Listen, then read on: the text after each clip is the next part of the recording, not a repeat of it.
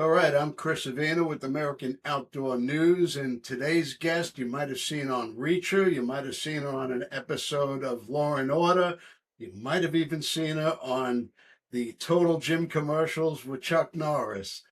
Please welcome Amanda Lynn Mayhew from That Hunting Girl. Hi. Literally just walked in the door, running out of the bush to make sure that I make this podcast with you because I was just hunting turkeys.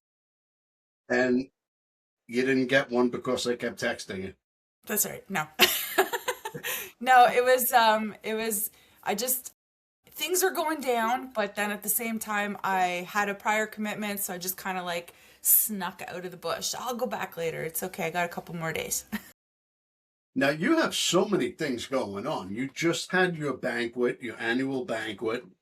Um, that you give awards, you welcome your outdoor community. That's a great way to really give back to the people who support you. It is, and it's a really great way to inspire the next generation, whether that generation being women my age or children, because it's all ages that come to the gala, and if they don't come, their parents are there, and it's just it's an excellent way to inspire and recognize new people in the outdoors and how to get into the outdoors, not just people that have been there for a long time. Yep. And they bring family and they see uh, their friends or relatives receiving an award, and that inspires them. Hey, I want to do that. That's right. And then they get out there and they kick butt. Can I say that? All year, just so that Say they anything you want. so that they can so they can just show people how. Sorry, I had to turn the volume up. I couldn't hear you. Just to show people that, you know what, anybody can do this, and it doesn't matter if you have a mobility issue or if you're struggling with anything. And it's just it's a great night to celebrate everybody in the outdoors, no matter what level. Yep. Yep. I've been doing it for a long time as well. I just love having a room full of like-minded individuals and, you know, talking about your hunts and swapping lies. And because, we all embellish a little bit. I swear it was this big. Now, Yeah. what inspired you to get into the outdoor industry? I mean, it's not a common field for women to jump into. So the way I was raised was I didn't even know that it was a gender thing.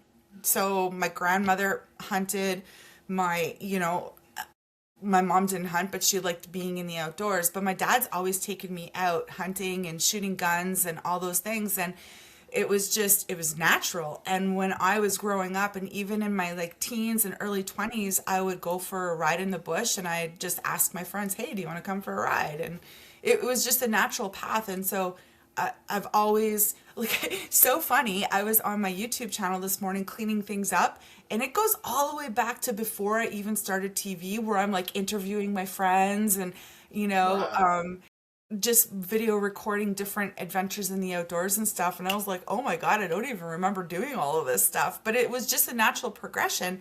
And when social media came about, that's when I was more into like the fitness side of things and bodybuilding, and where Chuck Norris came into play. And I was always putting my adventures on social media. So everyone started kind of paying attention, like, okay, she's working out and she's a fitness model and all this stuff, but she's going in the bush and she's hunting and she's by herself. So then Wild TV, which was the only network at that time, saw what I was doing, and they had a pilot and they wanted me involved to showcase women in the outdoors. So I went for it. And ever since then, it's just been And it's been a hell of a ride, and you've expanded out. You do other acting as well as your TV my show, which is more reality show. It's no acting. Yeah, it's so different to, grab your camera and head out into the bush and just capture with whatever you capture. Like, you don't know, it's so unpredictable. But then when you go on set for like Law and Order or Reacher or any of those shows, this is your director, this is your costume, this is the scene. We're going to rehearse, rehearse, rehearse, rehearse, rehearse. We're going to shoot. You go home. Bye. Thanks again. See you next episode. Yeah, so both of them are really awesome because in one aspect I get to control my production and my editing and how the story unfolds on Sportsman Channel or whatever platform it plays on. But in the other side, I just get to show up, have fun with the guns and the crew, and then go home and not think about it until it airs. So it's like the best of both worlds.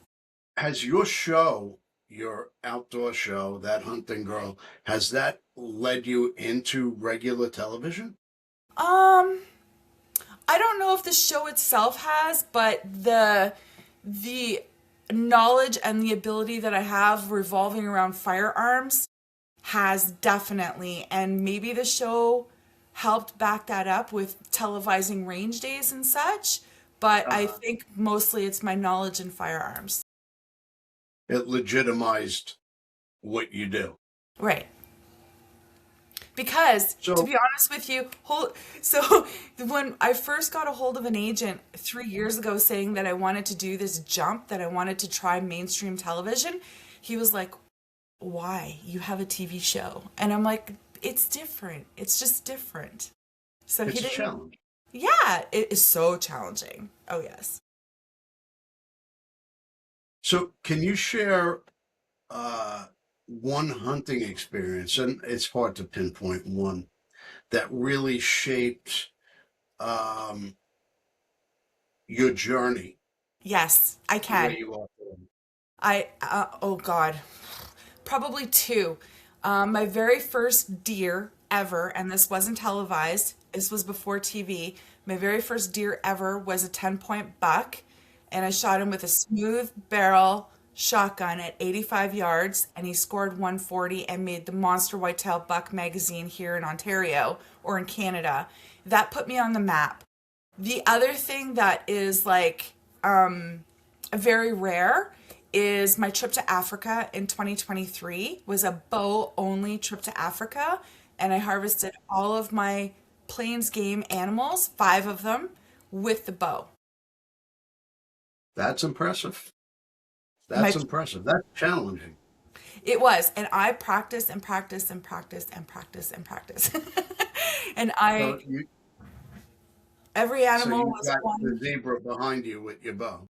Actually, my zebra behind me, we were on foot for that zebra for 6 days with the bow, and Wow. we couldn't close the gap for less than 50 yards. So, but we tried. We had almost been run over. We like so many things happened in that episode or in that journey.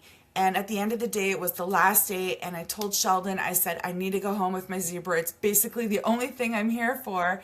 And we went out that morning early. We left the bow at the lodge, grabbed the 375 H&H, busted the herd up first thing in the morning, put the call on. The stallion turned around, ran back 30 yards. I didn't hardly had enough time to get down and shoot, and I could have shot him with the bow, Chris. Damn. Say, Palmer. Yeah, but you know what? It is what it is. I like guns too. Now, getting back to giving back to your community, you hold like a hunting camp, range days.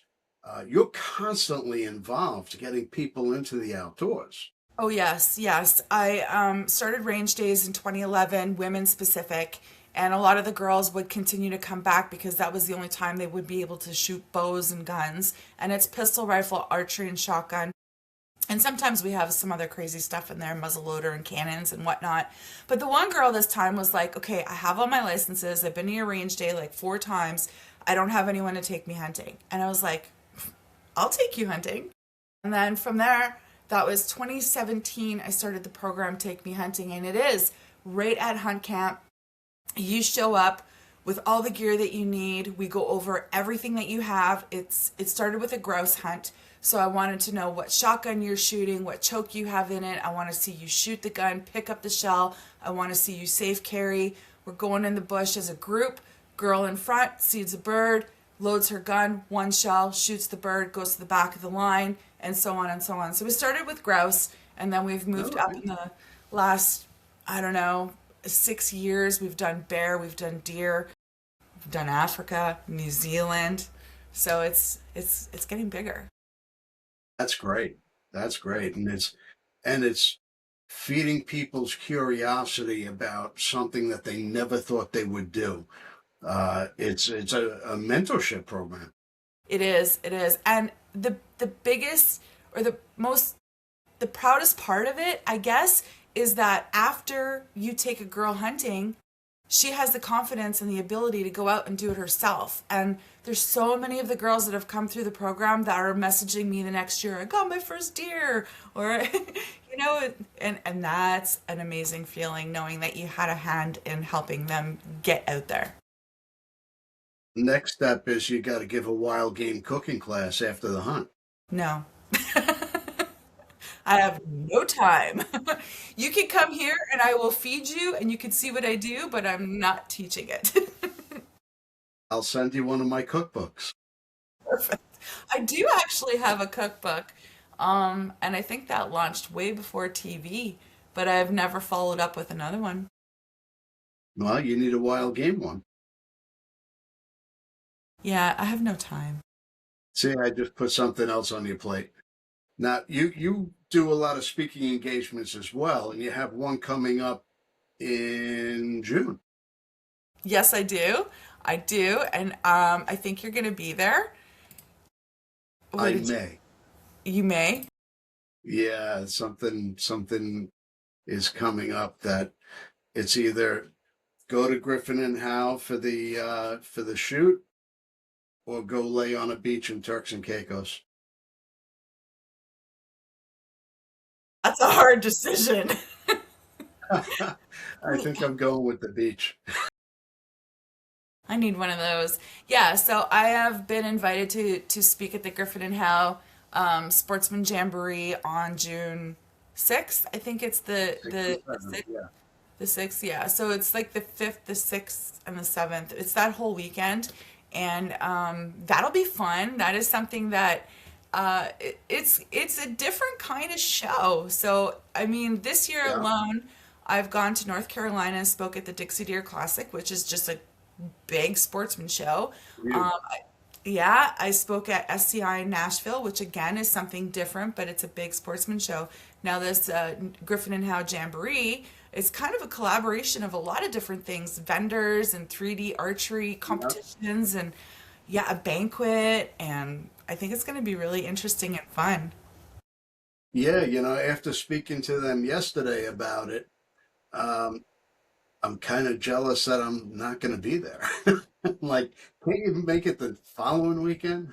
Yes, let's change everything now just for you. Hey, Can't you, you might can't not know it, but I'm kind of a big deal. you, I know you are, but can't you change your vacation? No, I really can't because I'm going with my son, and takes priority.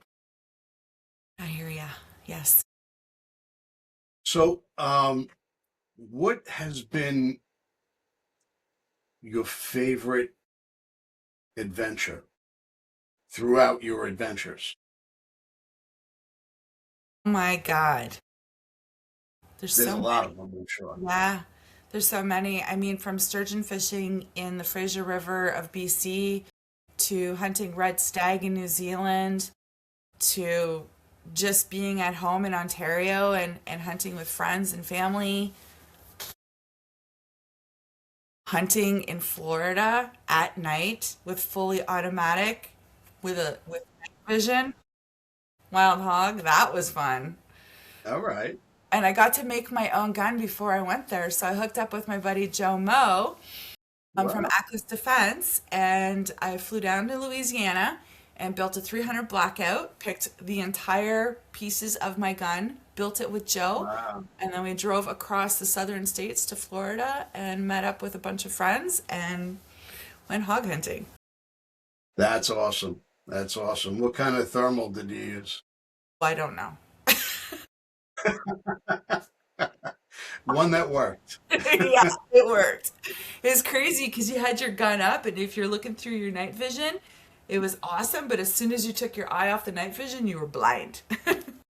Yeah, right. You just see nothing but black outside of that. Yeah, so you had to walk and keep the gun up while you were hunting, and you had to be aware of what was around your feet and not trip over anything. So it was pretty wild. Huh. Yeah. Yeah, it's I could see how that's an adventure hunting at night. Something different. So, in all of your shows, what message do you try to convey to your, not just your viewers, to your woman viewers as well? You can do anything. If you want to do it, you can do it. Nothing should stop you. There's always a way.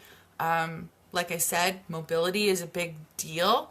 A lot of people can't get around on foot, whether it's just like shortness of breath, they have, maybe pins in their knees or ankles from an accident, or it could be anything. So there's always a way around it. There's always somehow we can get you out there. So, and this year we actually partnered up with CF Moto, and we have the side-by-side, the 6-seater U10 Pro Highlander, which is a pretty cool machine, and it allows me to be able to take those that are having issues to get out there. Very nice. That's the Chinese manufacturer ATVs, right? They're made in China and Mexico, but headquarters is in Montreal. Okay. Very nice. Very nice. So what's next for you? Ooh, so as you can see behind me, I'm going right from turkey to bear hunting. So I'm doing a bear hunt this weekend with the bow, just a couple hours north of here. And then I come back from that, and then I'm in New Jersey. And then it starts like all over again in August. The biggest trip I have going on this year is I'm going to Spain. Nice. Yes. What are you going to take down there? I know they have quite a bit. Gritos ibex with the bow. All right. You going for your slam? No, just one. Just one? Yes. Yeah. All right. Well, where can everybody find you? JustHunt.ca encompasses everything that I do, from the clothing lines to the episodes. You can watch all the old episodes, 10 years plus. You can see where I'm streaming on different platforms like Prime and My Outdoors TV. SCI TV is coming up. But JustHunt.ca encompasses everything, all the social media, all like different podcasts that I've been on, journalism, awards, photos, everything. All right. Well, we appreciate you taking the time to speak to us today. Definitely check out the show, some of the events, the banquets, the galas. Everything that you do is just amazing. I love watching you, and it's been such a great experience getting to know you. Thank you. You know what? You should come to the gala next year. I probably will, because you have some great ideas, and I could use them on my banquets as well. There you go. But it's really not even that far of a drive. Like, I can get to New York in 6 hours from where I go. So, and I think New Jersey is like 7 hours. So yeah, it's not that far. Okay. Well, I could bring some ideas to your events as well. Perfect. All right. Thanks again, and I look forward to seeing you at the next event. Of course, and have fun on your vacation, and I'm gonna miss you. I'm going to miss you too. I was only going to New Jersey to see you. Okay. All right. See you again. Okay. Bye. We love our children. We protect them. We guide them. We prepare them for life in the world. With all that we do, from deep in our hearts, we cannot control all things. Life-threatening illnesses and disabilities affect far too many of our children each year. While we cannot change the circumstance, we can make dreams come true. Dreams to provide hope, to provide spiritual healing and strength, to provide moments of happiness and relief in the hardest of times. We can give a glimmer of light and hope in a time of darkness and despair. Join huntofolifetime.org to help make dreams come true, to provide hope for children with life-threatening illnesses and disabilities. Hunt of a Lifetime is a nonprofit organization fulfilling dreams for hunting and fishing trips to youth 21 and under with life-threatening illnesses and disabilities. Visit huntofalifetime.org to learn how you can make a difference.